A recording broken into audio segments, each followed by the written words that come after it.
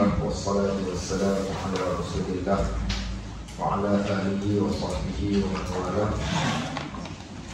Rabbana zidna 'ilman yanfa'una rabbana yassir wa la tu'assir wa tammim bil khair walhamdulillahi rabbil alamin. Baik, muslimin dan muslimat rahimakumullah. Alhamdulillah, Allah pada kali ini kita dapat sambung pengajian kitab Penawar Hati. Saya setelah bawa kitab buat Riyadhus Shalihin. Tentunya Riyadhus Shalihin bermanfaat kan? Oh, yang saya tak datang. Okey. So pagi ini kita akan baca kitab sambungan daripada tajuk yang telah kita sampai, iaitu pada muka surat yang ke-22 daripada kitab, pasal yang ke-6 dan yang ke-7 daripada kitab ini, iaitu kita akan masuk dalam bab tangan dan juga kaki yang Allah Subhanahu Wa Taala jadikan kepada manusia sebagai salah satu nikmat yang akan dipertanggungjawabkan di hadapan Allah Subhanahu Wa Taala nanti. Baik, saya mulakan dengan satu petikan ayat daripada Al-Quran, cerita bagaimana saat ketika manusia dibangkitkan daripada kubur. Allah kata, wa yawma yuhsyarul a'da'u Allahi ilan nar fahum yuza'un. Hari ketika Allah bangkitkan manusia di hari akhirat kelak, hari yang dinamakan dengan hari mahsyar, fahum yuza'un, mereka akan dibahagikan kepada beberapa kumpulan. Hatta idza ja'uha, sehinggalah ketika mereka sampai di padang mahsyar, saat dibawa bertemu Allah, syahida alaihim sam'uhum wa absaruhum wa juluduhum. Maka tiga antara perkara yang akan diminta penyaksian, iaitu telinga yang mendengar, mata yang melihat, dan juga wa juluduhum, kulit. Yang mana kulit ini meliputi tangan dan juga kaki. Baik. Hatta idza ja'uha syahida alaihim sam'uhum wa absaruhum wa juluduhum bima kanu yaksibun, di atas apa yang mereka kerjakan. Itu ayat pertama. Allah cerita apa yang akan berlaku di hari akhirat, iaitu kulit, mata, telinga. Alhamdulillah wassalatu wassalamu ala Rasulillah wa ala alihi wa sahbihi wa man walah. Tadi kita qadarallah wa ma syaa fa'al. Allah telah tentukan apa yang dia nak berlaku, apa sahaja. Kadang-kadang benda yang kita tak rancang. So di dalam sunnah, kalau kita rancang lain tapi jadi lain, kita sebut qadarallahu wa ma syaa fa'al. Jadikan satu kebiasaan, bila sesuatu yang kita rancang ni jadi lain, apa nak sebut? Qadarallahu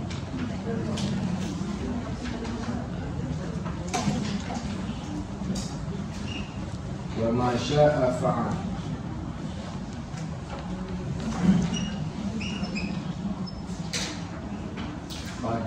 Qadarallahu wa ma syaa fa'al.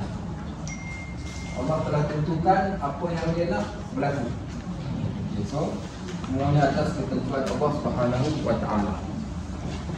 Baik, tadi kita kata ayat Al-Quran, Allah ceritakan ketika manusia dibangkitkan. So yang akan menjadi penyaksian telinga, mata, kulit. So yang pertama.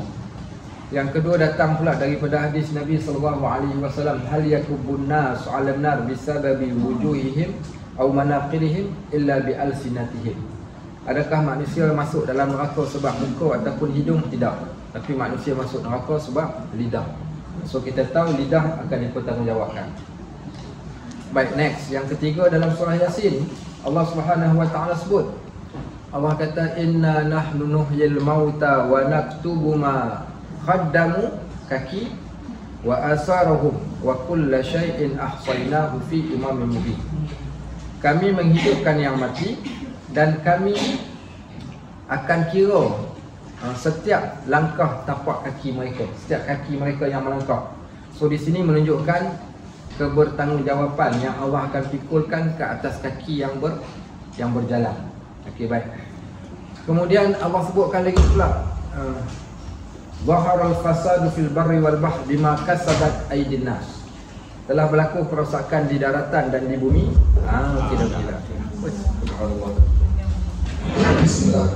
Alhamdulillah. Sama boleh. Ini kita tenang, tak payah jerit-jerit. Apa tadi kita cerita? Okey, anggota yang akan dipertanggungjawabkan. Baik, next. Kemudian berlaku lagi pula. Apa yang berlaku setelah mana diceritakan tentang tangan, diceritakan tentang kaki. Ada satu ayat yang amat sinonim dengan kita kerana ayat ini berada di dalam surah Yasin. Apa maksud ayat cerita pasal kaki tangan dalam surah Yasin? Al-yawma nakhtimu ala afwahihim, Allah zib mulut, wa tukallimuna aydihim, tangan berkata-kata, wa tashhadu arjuluhum, kaki akan menjadi saksi bima kanu yaksubun, di atas apa yang mereka kerjakan. Maka di sini bukti dan dalil betapa tangan dan kaki Allah akan tanya balik kepada kita di hari akhirat kelak. Baik, next. Oleh itu, ada ke manfaat tangan dan kaki ni? Of course lah ada. Kalau al-musannif kata pengarang, dia kata manfaat dua tangan dan dua kaki. Ketahuilah bahawa Allah menjadikan bagimu dua tangan dan dua kaki kepada beberapa manfaat kat dunia dan akhirat. Maknanya tangan dan kaki ni ada manfaat dia. Apa manfaat untuk akhirat kita nak tengok? Dia kata dengan kaki dan tangan engkau kerjakan dengan keempat-empatnya, dengan pekerjaan kebajikan.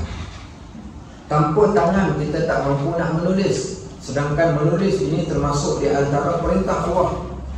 Allama al-Quran, allama, kan iqra bismi rabbikal ladzi khalaq, khalaqal insana min 'alaq, iqra wa rabbukal akram alladzi 'allama bil qalam. Dialah Allah yang mengajarkan manusia dengan pena.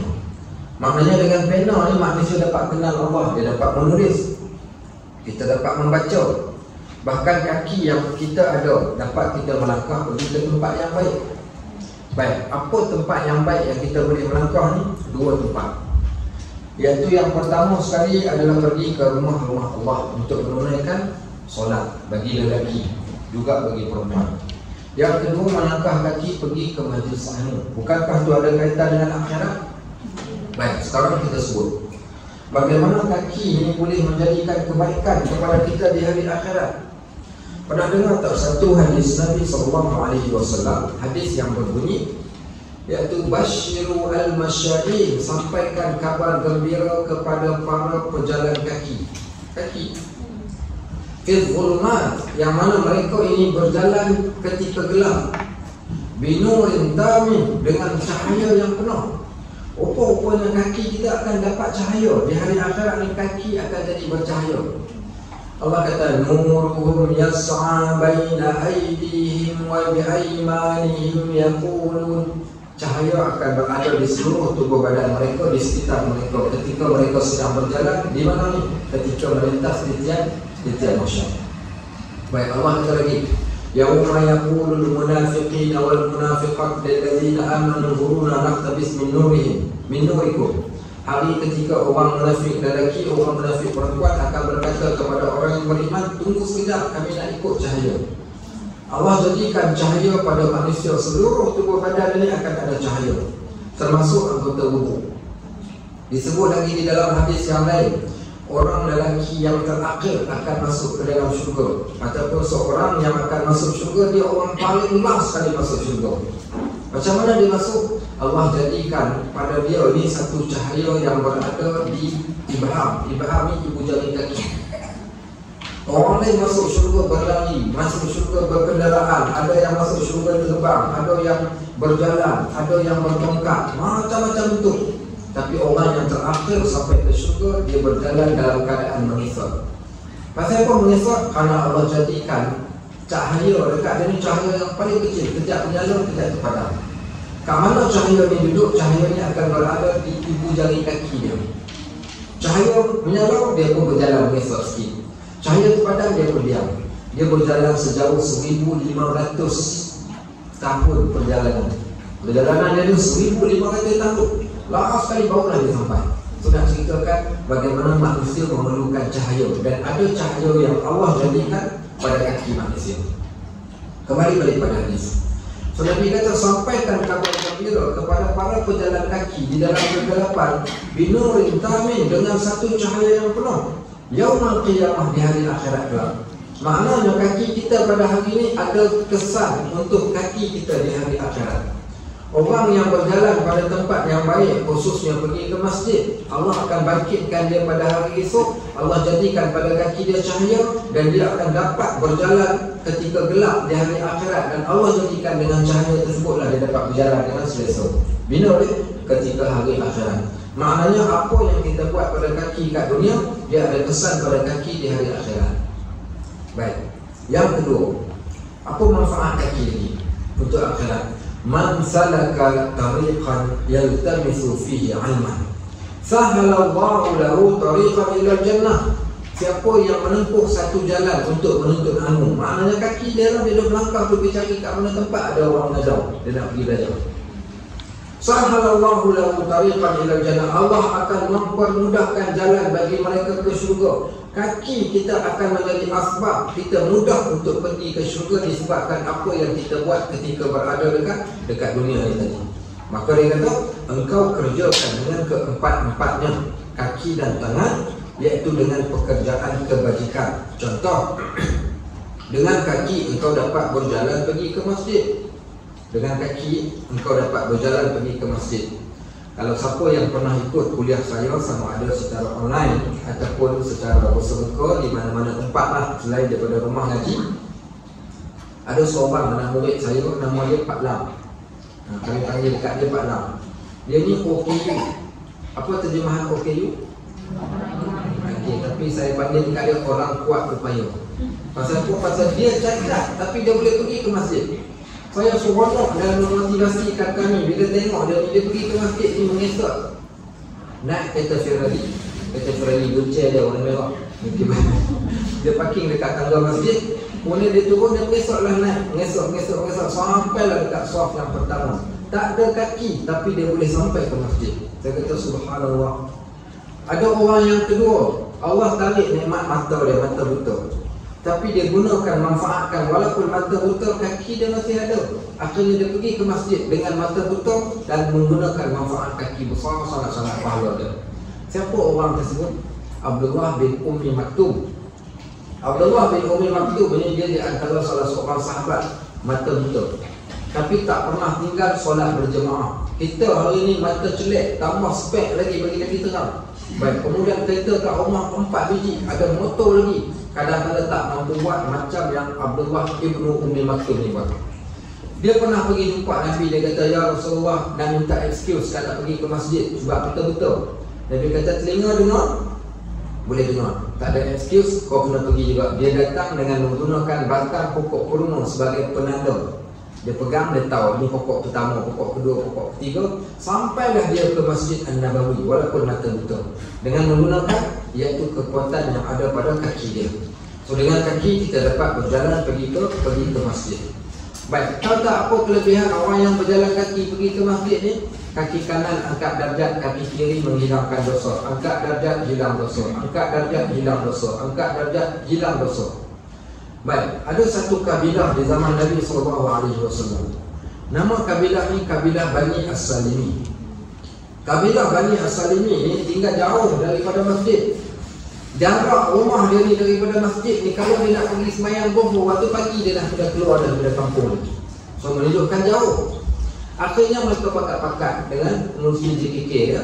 Apa kata bang, kita pindah dulu dekat Masjid Nabawi, dekat sikit, senang nak pergi solat jemaah. Dan dia pun buat persiapan nak pindah. Bila Nabi SAW tahu dan dengar, Nabi panggil ketua kampung dia, panggil Tok Sidang dengan cerita, kata nak pergi duduk kat Masjid Nabawi, betul ke kau? Dia kata betul ya Rasulullah, pasal dekat senang nak pergi ke masjid. Nabi sebut dua perkataan pada dia orang ni. Dia rukun khutwatukum, dia rukun khutwatukum, dia rukun khutwatukum. Rumah kamu tapak kaki kamu, rumah kamu tapak kaki kamu, rumah kamu tapak kaki kamu. Maknanya kalau engkau datang tinggal duduk dekat masjid, engkau telah menghilangkan satu kelebihan yang Allah berikan kepada korang berbanding dengan orang yang lain. Kerana jarak rumah korang yang amat jauh. jarak rumah korang yang jauh, bila korang berjalan kaki, maka setiap langkah tu tadi, maka kalian mendapat kebaikan yang teramat banyak. Rugilah korang kalau korang datang duduk dekat masjid. Disebabkan mereka itulah turun ayat daripada surah Yasin, al-yawma inna nahnu nuhyil mauta wa naktubu ma qaddamu wa atharuhum. Kami menghidupkan yang mati, selepas dia mati dia dihidupkan, kami kira balik tapak kaki dia yang dia telah berjalan. Dan kami kira bukan sekadar tapak kaki, kesan tapak kaki pun Allah akan catat kesan tersebut kat dalam buku catatan amalan kita nanti. Ini kehebatan bagi orang yang menggunakan kaki berjalan pergi ke masjid. Baik, next dia kata yang kedua, dengan kaki juga manusia dapat berjalan kepada tempat mempelajari ilmu yang memberi manfaat. Saya dah pernah cerita dekat sini banyak kali. Nak tengok ingat ke tak ingat? Kita test tengok. Kalau tak ingat, minggu depan kita bawa kismis minda makan seorang. Jadi banyak. Apa dia? Saya dah cerita dulu, siapakah penuntut ilmu paling jauh berjalan? Seorang yang berjalan paling jauh untuk menuntut ilmu, siapakah pelajar tersebut? Jangan cakap orang berisu ke, orang kampung cincin ke, Yasin bukan, dia bukan orang sini. Okey, siapa nama dia? Kamu tak ingat lah. Okey, zaman dahulu ni, cerita zaman dahulu di kalangan para salafun soleh, orang paling jauh berjalan untuk menuntut ilmu. Jarak perjalanan dia adalah 7,000 km berjalan kaki. 7,000 km berjalan kaki untuk nak dapatkan satu hadis. Siapakah orang tersebut? Tahu ke tak tahu? Tahu cerita siapa boleh jawab? Nama tak. Nak hadiah ni kamera yang kat depan ni. iPhone 11. iPhone 11 Max Pro. Okey, baik. Siapa boleh jawab? Mau dia boleh jawab betul semua mampu. Okey, baik. Tahu siapa? Tak ingat nama, tak ingat nama. Okey, saya tulis nama dia kat sini. Baik, jawab cepat-cepat. Jawab. Ibnu Makhlad, nama dia Ibnu Makhlad.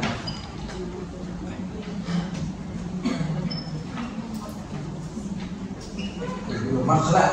Okey, Ibnu Makhlad nama dia. Okey, so apa nama dia? Ibnu Makhlad. Okey, nama seorang sahabat, bukan sahabat, jadi seorang tabi'in, Ibnu Makhlad.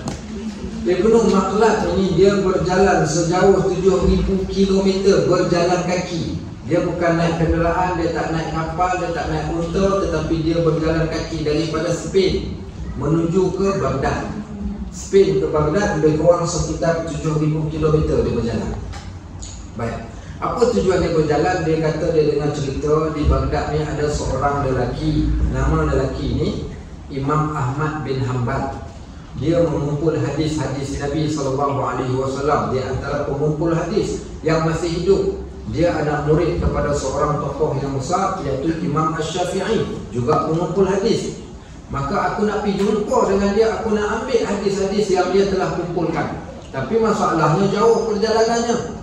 Akhirnya dia sanggup berjalan kaki sejauh 7,000 km sampai ke kota Baghdad. Tanya orang, mana satu rumah Imam Ahmad bin Hanbal? Orang pun tunjukkan rumah. Dia pun datang dan terus ketuk pintu. Assalamualaikum. Waalaikumsalam. Dia kata, Ustaz Ahmad kan ni? Ya, Ustaz Ahmad, ada apa tu? Saya datang ni nak belajar tentang hadis, nak ambil hadis. Kata Imam Ahmad, minta maaf, aku baru saja kena gam. Okay. So Imam Ahmad waktu tu dia dikenakan gam, tahanan dalam rumah, tidak dibenarkan mengajar di luar daripada rumah dia. Tak dibolehkan dia keluar. Akhirnya dia kata, aku tak boleh mengajar. Dia kata, tapi aku datang jauh. Dia kata, minta maaf lah, memang aku tak boleh mengajar. Akhirnya diceritakan kepada Imam Ahmad, sebenarnya aku telah berjalan sejauh 7,000 km. Aku bukan datang daripada benua Arab, tetapi aku datang daripada benua sana, Europe sana, Spain, semata-mata kerana nak ambil hadis. Imam Ahmad jadi kesian. Macam ni lah dia kata, kau datang ke rumah aku tiap-tiap pagi, kau berlakon macam kau seorang peminta sedekah. Dia datang setiap pagi, datang ketuk pintu. Assalamualaikum. Imam Ahmad bin Hanbal buka pintu, bacakan satu hadis. Kemudian dia balik, besok datang lagi, besok datang lagi, besok datang lagi. Sampailah Imam Ahmad bin Hanbal dibenarkan untuk mengajar kembali pada waktu tersebut. Maka dia di antara anak murid yang paling jauh berjalan untuk menuntut ilmu. Maka kita pun macam tu juga. Siapa yang paling jauh dekat sini? Ada Al-Ghazal? Al-Ghazal tak ada. Yasin ada? Siapa paling jauh? Dengar raya? Ada tak ada yang paling jauh? Haji kat mana? Katil. Bukit Katil. Okey. Haji kat mana? Bukit Amal paling jauh lah. Ada jauh lagi daripada Bukit Amal? Mana? Ceng. Oh, Ceng lagi. Ceng dengan Bukit Amal lagi lah. Bukit Amal lagi. Kan lagi jauh. Okey, baik. Ada yang Ceng, ada yang Bukit Amal. Subhanallah. Baik. So, setiap orang yang lagi jauh perjalanan dia, maka makin berkat perjalanan dia. Baik, next. Yang ketiga, berjalan kepada tempat perang sabil. Okey, tempat orang yang keluar berperang, maka makin jauh perjalanan berperang, maka makin jauhlah anak Allah jadikan pada setiap debu-debu yang keluar daripada tapak kaki mereka pahala bagi mereka. Yang keempat, berjalan ke tempat mengerjakan ibadat haji dan umrah. Orang yang berjalan pergi ke Arafah, pergi ke Mina. Baik, siapa nak pergi haji tahun ni, kalau nama dia naik, dia duit banyak nak pergi dengan package, datang jumpa saya. Ataupun kalau dia nama dia tak dipanggil tapi dia nak buat bayaran pun boleh kalau dia ada duit. Tapi kalau nak pergi dengan tabung haji tak ada masalah. Tabung haji tahun ni saya ingat saya dah naik dah harga 18,000, 17,000 ke 18,000. Tahun lepas 13, tahun ni dah jadi 18. Okey, 18,000 untuk haji yang muassasah. Jarak hotel pergi ke masjid 1 km lebih. Daripada Jalan Riyah tu nak pergi ke masjid 1 km lebih.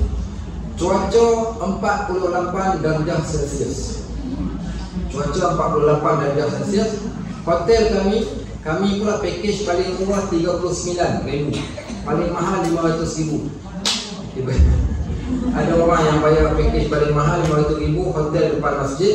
Dia ambil hotel sebilik satu malam 5,000 riyal. 5,000 riyal ni package ni termasuk dia dapat bilik nampak Kaabah orang duk tawaf. Okey, bilik dia. Okey, kemudian depan bilik dia ada seorang petugas dia tunggu. Dia nak apa, dia buka pintu, dia beritahu saja apa dia nak. Okey, kemudian dia tak naik bas, dia naik kereta JMC tu, kereta Arab besar dia. Satu hari 2,000 riyal kereta tu sahaja. Dia duduk 21 hari saja dekat sana, tapi kos dia boleh sampai ke 500,000. Dia naik flight business class. Business class ketika musim haji harga boleh melonjak naik ke 18,000 pergi balik. Pergi saja 18,000 ketika musim haji. So lepas tu yang harga boleh sampai 500. Harga kami yang marhain 39,000 ni. Berapa kami jarak hotel kami 250 meter. 250 meter ni cuaca 48 darjah Celsius pernah mencecah 52 darjah Celsius. Nak keluar ni nak angkat kepala tak boleh, tunduk kepala, jalan tunduk kepala. Dah tengok kalau tak pakai sunglass memang tak akan mampu jalan. So panasnya kena letak kain kat atas kepala, sejadah tu tutup kat atas kepala.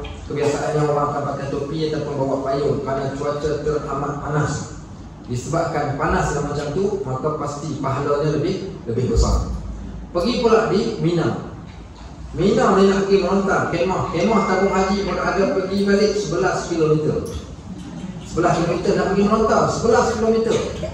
Baik, kemah yang ambil package 39,000 pergi balik 5 km. Tak larat lagi boleh top up tambah nak kemah paling dekat, keluar daripada kemah terus pergi melontar. Harga kemah ni 13,000 untuk 3 malam. Okey, baik. Semua jadi duit tahun ni. Orang Arab memang dia buat duit semua. 300 meter 6,000. 300 meter bayar 6,000 untuk duduk 3 malam. Okey, baik. So berjalanlah. Bayangkan tengok ada orang berjalan sejauh 11 km tadi, tetapi perjalanan yang amat berbaloi pada setiap langkah yang dia berjalan. Baik, begitu juga orang yang berjalan daripada Mekah pergi ke Arafah kerana nak berwukuf. Daripada Arafah berjalan pergi Muzdalifah berjalan pergi ke Mina. Orang yang berjalan lebih cepat daripada orang yang naik bas. Muzdalifah pergi ke Mina, perjalanan yang dekat itu mengambil masa 5 jam naik bas. Orang yang berjalan kaki dah sampai dah 2 jam saja. Tapi 2 jam pun berbaloi lah sampai 2 jam tu. Tapi poin dia, sesiapa yang berjalan ketika mengerjakan ibadat haji dan umrah. Juga orang yang buat umrah, bila dia buat umrah ni dia berjalan datang ke masjid, kemudian dia tawaf 7 pusingan, kemudian dia sa'i, jumlah keseluruhan lebih kurang sekitar berapa kilometer? 7 kilometer kalau tak salah saya. Keseluruhan tawaf termasuk dengan sa'i lebih kurang sekitar 7 kilometer perjalanan kita. Bayangkan setiap langkah kaki dia tu tadi semuanya akan dikira pahala. Dia kata lagi,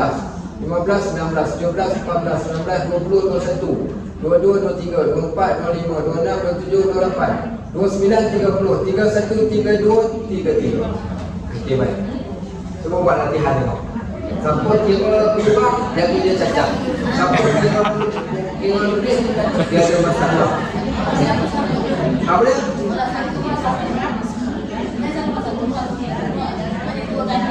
Nanti dah 2 kali susah, hanya 1 kali je. Senang. Yang senang hanya sekali saja. Cek kira tengok. Sebelah tangan saja, tak payah pakai 2 jari. Sebelah tangan, gunakan tangan kanan. Kalau kita nak berzikir, afdal adalah tangan kanan. Cek kira tengok. Cuba. Jangan tengok. Kita cek. Cuba dapat? Dapat. Dapat buat? Ha? Tu bawa dunia. Cukup 33. Cukup Duduk ke sini.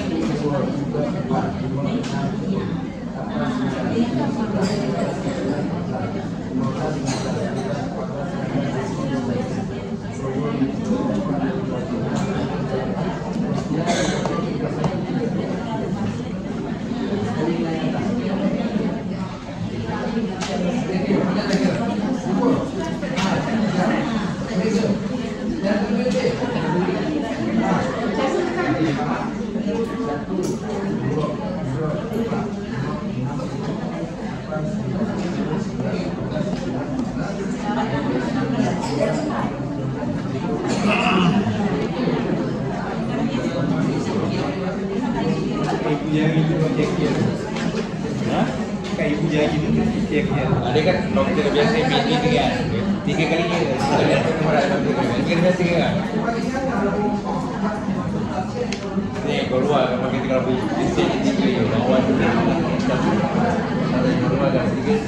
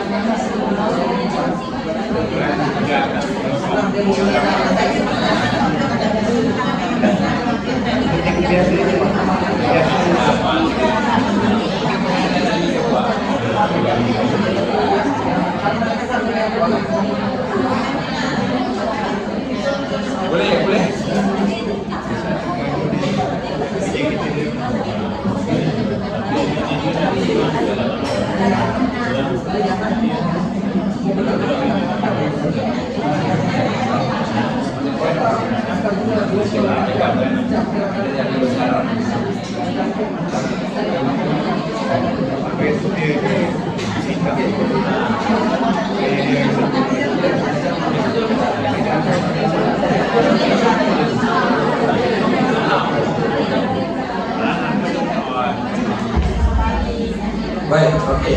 Ada sahabat kita yang tanya, oh itu bukan pakai tangan, pakai otak. Tangan kan? Otak tu of course dia akan bekerja. Setiap kali kita pergerakan kita, kaki kita yang melangkah pun otak, makan kita, pergerakan kita, solat kita pun otak. Tapi tangan yang menggerakkan. Sebab tu kita nak jadikan pahala bukan hanya sekadar pada mulut, tapi pahala akan dapat. Dalam hadis disebut Allah jadikan pada setiap anggota tu ada 360 sendi. Kisahnya seorang sahabat dengan jumpa Nabi. Dia kata, ya Rasulullah, zahaba ahli dusur bil ujur. Wahai Rasulullah, untung orang yang kaya dia boleh beri pahala. Orang kaya boleh bersedekah, orang kaya boleh pergi umrah, orang kaya boleh pergi haji, orang kaya boleh buat macam-macam kebaikan dengan kekayaan dia. Sahabat kami yang kaya ni, yang miskin ni, apa nak buat? Kami tak dapat beli pahala macam orang kaya. So Nabi kata, bukankah Allah jadikan pada setiap tubuh badan kamu ada 360 sendi, dan pada setiap sendi tersebut ada yang pahala sedekah. Termasuk dalam bab kita katakan, kita bukan sekadar nak mulut. Kalau mulut sebut tangan tak boleh dapat pahala, tak. Mulut menyebut mulut dapat pahala. Tangan menggerakkan, tangan dapat pahala. Kaki yang gerakkan, kaki akan dapat pahala itu tadi. So secara tak langsung kita boleh dapat pahala dengan anggota tubuh badan selain daripada mulut tadi, dengan pergerakan yang ada pada tangan kita. Sebab itu mereka para sahabat dan Nabi SAW ketika zaman yang terawal mereka tidak menggunakan tasbih, tetapi mereka menggunakan tangan yang Allah berikan. Sebab itu ini sunnah apa yang Nabi SAW buat. Yang kedua, barulah next generation selepas daripada itu mereka mula menggunakan batu kerikil sebagai alat kiraan. Bila digunakan batu kerikil ni, bila mana jumlahnya dah lebih banyak. Contohnya nak berzikir 100 kali, 1000 kali, maka dia memerlukan sesuatu benda. Takkan nak gunakan jari. Yang jari ni afdal untuk zikir 33, 33, 34. Okey, adapun zikir yang banyak-banyak, nak pakai tasbih ke nak pakai apa-apa pun tak ada masalah. Itu yang cara yang paling terbaik. Ini untuk zikir 33.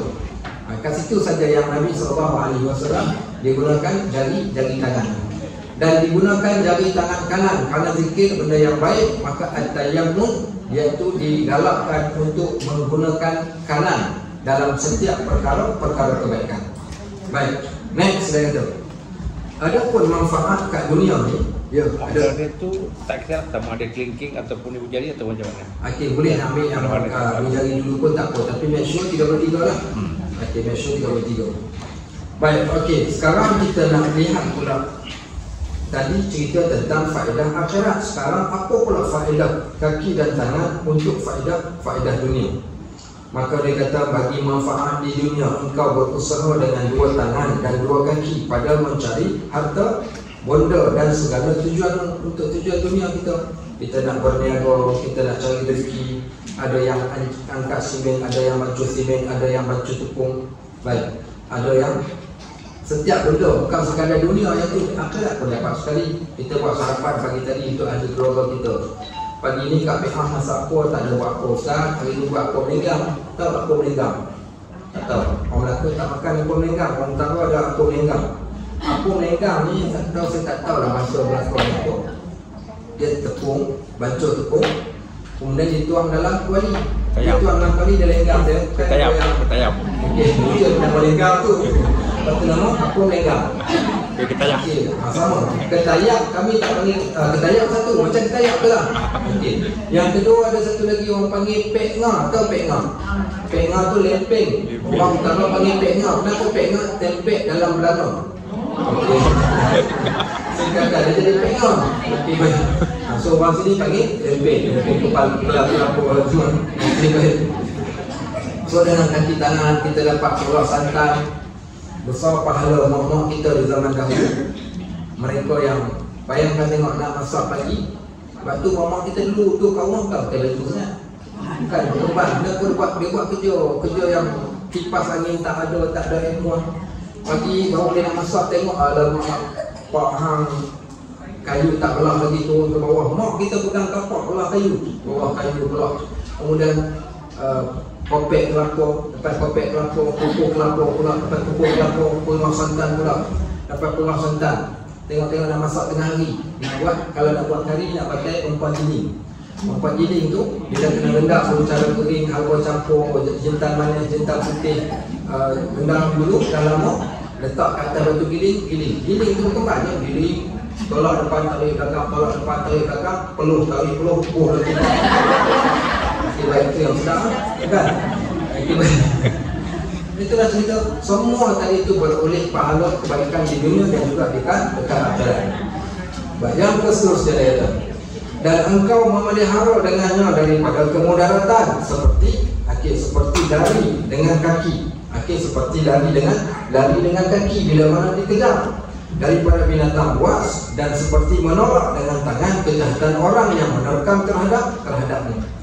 Waktu ketika kita pergi bekerja ada kemudaratan, lari daripada orang, lari daripada binatang buas, maka kesemuanya Allah jadikan manfaat. Bayangkan kalau seseorang tak boleh berlari, apa kesan yang akan berlaku kepada dia. Dan bayangkan kalau sekiranya seorang yang tidak mempunyai kaki dan tangan kena golek kita, lambat datang hari ni kat tengah, ustaz dia kata bentuk sakit nak golek. Okey, baik. Kata kita hebat manusia yang Allah ciptakan kaki dan tangan. Maka dia kata cara bagaimana nak mensyukuri nikmat tangan dan nikmat kaki, engkau pakai keduanya pada segala ketaatan dan engkau pelihara keduanya daripada setiap perkara maksiat. Oleh itu, engkau jangan menyakiti dengan dua tanganmu sesuatu yang diharamkan di sisi syarak pada menyakitinya. Walhamdulillahirabbil alamin. InsyaAllah nanti kita sambung itu. Baca ini topik penting, iaitu menyakiti dengan dua tangan, apa kesan daripada kita menyakiti orang dengan dua tangan tadi. Baik, ada persoalan nak tanya? Yang tadi istilah kita berjalan kan. Sekarang ni mana dia berjalan, kurang kalau dia jalan naik kenderaan. Jadi baik, soalan. Okey, tadi Ustaz kata hadis orang yang berjalan kaki. Macam mana dengan orang yang menaiki kenderaan? Imam An-Nawawi dia berkata di antara perkara baharu pertama yang berlaku di Madinah selepas kewafatan Nabi SAW, manusia berkenderaan pergi ke masjid. Yang kedua, manusia menggunakan api cahaya ketika pergi ke masjid waktu gelap. Kami dahulu di zaman Nabi SAW, mereka para sahabat ni, mereka kalau seboleh-bolehnya tak mau sebab beriman dengan hadis ni. Kalau nak kata sampai ke tahap tak mau naik kenderaan, nak berjalan kaki walaupun dia ada kenderaan. Cuma sebenarnya boleh saja. Macam mana kiraannya Allah yang mengetahui bagaimana Allah kira, sama ada putaran rodanya ataupun bagaimana, itu Allah saja yang mengetahui. Tapi tetap akan ada pahala dengan kenderaan yang dia gunakan itu. Baik, next soalan yang lain. Ada siapa nak tanya soalan? Ya. Tadi kita kata kalau kita pergi ke masjid dengan kaki, langkah kaki kanan tu satu kepala, kiri 51 lusin. Jadi kalau tangan Ustaz macam mana? Okey, tangan pula. Apa yang dibuatkan dengan tangan angkat takbir? Allahu Akbar. Okey, angkat takbir tu. Tahu tak apa yang ada pada angkat takbir? Abdurrahman bin Auf radhiyallahu anhu seorang bisnismen. Satu hari dia terlambat pergi ke masjid sebab sibuk menguruskan bisnes. Waktu dia sampai, Nabi dah angkat tangan. Sebenarnya di sana ada satu pahala yang besar, angkat tangan bersama-sama dengan imam. Imam angkat tangan saja, kita pun terus angkat tangan. Bila dia tak sempat angkat tangan dengan Nabi itu, dia rasa ruginya. Selesai solat dia tanya, ya Rasulullah, macam mana cara aku nak mendapatkan kembali markah aku yang kurang, pahala yang kurang tadi? Kata Nabi SAW, wahai Abdurrahman, kalau sekiranya engkau gadaikan keseluruhan kekayaan yang engkau miliki nak tebus pahala angkat tangan untuk ihram bersama dengan imam tadi, nescaya kekayaan engkau tak akan mampu tebus pun. Itu nak ceritakan baru angkat tangan takbir. Bukankah mula angkat tangan, turun tangan dekat lutut kita, sujud. Umirtu an asjuda ala sab'ati a'dhamin. Aku diperintahkan sujud dengan 7 anggota. 2 kaki, 2 lutut, 2 tapak tangan. Dan ini, okey, semua menunjukkan tangan menggunakan. Baik, ketika kita membaca Al-Quran, Al-Quran yang paling hebat, orang baca Al-Quran pakai perut tak? Pakai. Kenapa pakai perut baca Al-Quran? Ya, nampak. Baik, baca Al-Quran pakai kongkong. Pakai. Pakai lidah. Pakai gigi. Pakai hidung. Okey, baik. Kaki pakai tak untuk baca Al-Quran? Ya ke bukan? Kalau siapa yang baca jadi imam, kami yang jadi imam ni, bila baca Quran ni, ada waktu kita angkat seorang kaki, kita akan tekan dekat bawah. Kita akan tekan, itu macam kira lah kaki ni. Okay, so still gunakan. Jadi setiap guna penggunaan kita, waktu kita nak buka surat, pakai tangan. So ada kebaikan tangan. Baik, sebab tu orang dulu diminta kita pun pagi waktu kecil-kecil kita pergi baca Quran dekat guru Quran.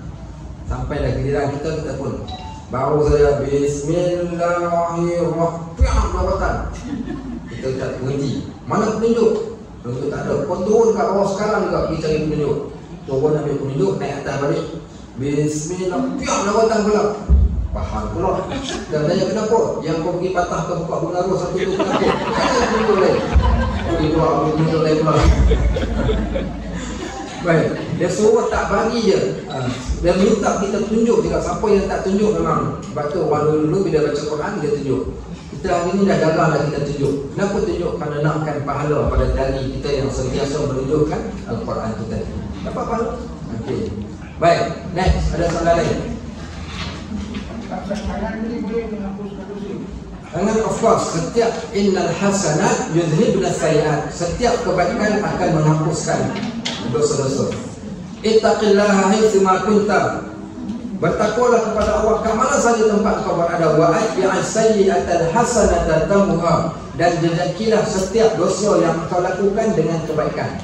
Bila kita buat dosa saja automatik yang dosa buat dosa pula. Bila kita buat pahala saja automatik dosa kita akan dihakis dengan pahala kebaikan kita ini. Innal hasanat yudhibna sayyi'at. Kebaikan menghapuskan dosa.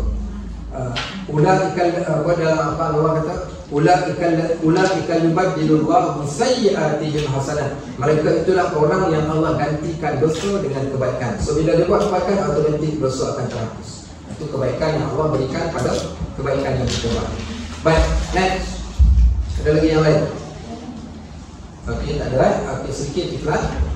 Minggu lepas mungkin Khamis malam Jumaat ada siapa yang datang je datang kan. Okey, kuliah kitab Syama'il Muhammadiyah. So siapa yang nak join kitab Syama'il Muhammadiyah setiap hari Khamis malam Jumaat di Abu Ubaid Learning Center kat Sungai Putat. Mungkin ada yang dah sampai kat situ. Setiap malam Jumaat 8 sampai 9 malam. Yang kedua kelas bahasa Arab. Okey, kelas Arabic for beginners. Saya start daripada zero, from zero to hero. Okey, daripada kosong. Apa yang tak tahu basic, tak reti menulis pun datang. InsyaAllah kita ajar sekali menulis. Dah mula satu kali orang mula start Sabtu malam yang lepas. So next session adalah Sabtu yang akan datang pukul 8 sampai 9.30 malam. Juga di tempat yang sama. Ada permintaan untuk buat waktu siang. Saya tengok macam mana lepas raya nanti ke. Sekarang ni kita start dengan malam dulu. Kalau jumlah pelajar yang berlebihan. So far malam yang lepas okeylah, full house juga. Boleh, tapi still ada ruang lagi yang boleh diisi. Kalau siapa nak join, just walk in saja datang. Maghrib kat sana? Maghrib kat sana. Maghrib kat sana senang. Nanti kita maghrib kat sana dan kemudian selesai kita akan solat isyak juga dekat sana. Sabtu malam Ahad. Kemudian bulan Ramadan nanti rumah ngaji tak ada kelas kan? Ada kelas? Kata si Ismail untuk kuliah yang lain tak tahu. Kalau Ustaz Ijam saya tak pasti. Tapi kuliah kami okay, so kuliah yang kita orang yang lain, Ustaz yang lain tak ada kat sini. So siapa yang nak join kelas tadabbur kami setiap pagi 8 sampai 9 pagi boleh hadir. 8 setiap pagi. Setiap pagi sepanjang Ramadan. Habis tu ada sesi tadarus. Nak join pun tak apa, tak nak join pun boleh. Okay, 8 sampai 9 pagi dia Mobile Learning Center juga setiap pagi sampai 27 Ramadan. Sampai 27 Ramadan kita dari kampung raya. Okay, baik. So kita akan tutup 27 Ramadan. Dan next kelas yang lain, kelas waktu siang nanti kita akan umumkan daripada semasa ke semasa insya-Allah. Baik, barakallahu fikum, jazakumullahu khairan katsiran, subhanakallahumma wa bihamdik, asyhadu an la ilaha illa anta, astaghfiruka wa atubu ilaik. Wassallallahu ala sayyidina Muhammad wa ala alihi wa sahbihi wasallam. Walhamdulillahirabbil alamin. Ya. Okey, lokasi, tanya lokasi. Lokasi. Sebenarnya senang saja. Kalau siapa tahu itu tom yam klasik. Okey, tom yam klasik.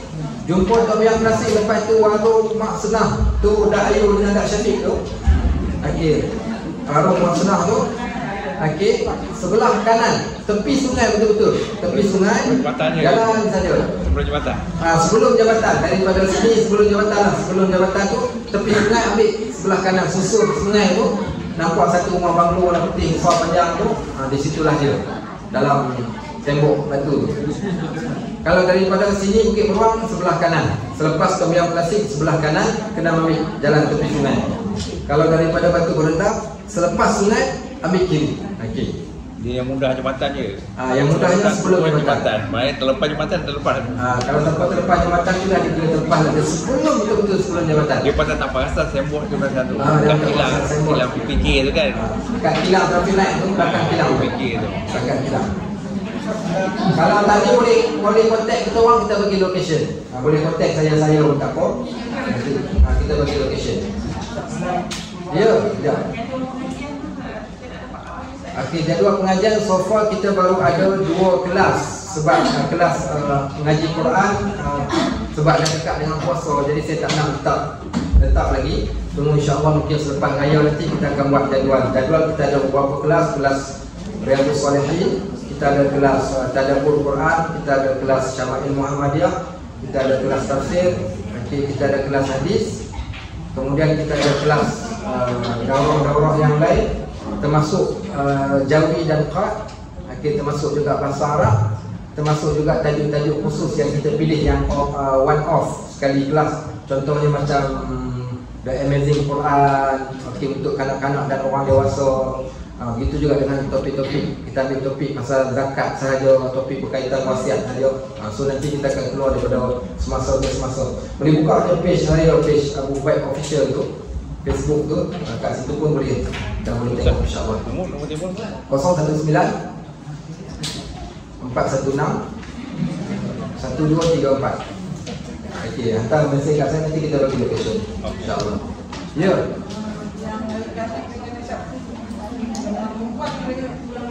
Ya, perempuan boleh solat Isyak. Kita ada musola dalam tu maghrib kat situ.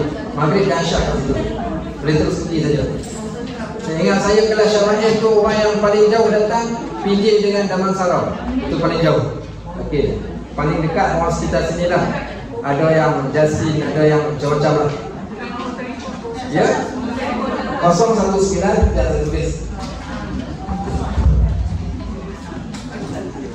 019 416 1234. Nanti hantar mesej kat saya bagi location insya-Allah. Okey. 10 malam terakhir saya jadi imam untuk qiyamul lail. Tiap-tiap malam tu melainkan malam 23 dekat Kaizen Hotel. Lain daripada tu, melainkan malam 27 saya di Masjid Budian. Baki malam 10 terakhir tu saya di Masjid Al-Wahab, Kementerian Dulu. Tapi sebelum solat tarawih sepanjang malam tu di Masjid Puan. Dia orang ikat di montor kontrak. Okey. Baik, alhamdulillah. Assalamualaikum.